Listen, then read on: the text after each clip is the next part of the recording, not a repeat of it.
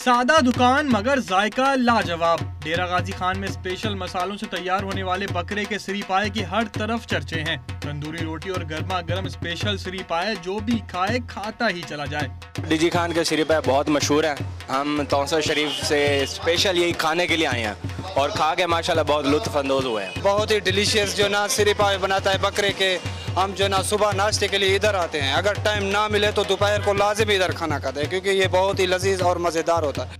3 पुश्तों से सिरी पाए बनाने वाले दुकानदार का दावा है कि मसाले खुद तैयार करते हैं। कि सारे डारे पटारे दुकान 80 साल दुकान चल रही होती है कि बड़ा लजीज थी इन मिसाले वगैरह साफ तैयार करेंगे हैं। यूँ धवेंदे सड़ेंदे सांप है, फजर को 5 बजे उठते हैं तैयार कराने वास्ते। सारा दिन रात मेहनत बहुत करें, लजीज होंगे, दूर दूर को खाना खाना लोग इतना।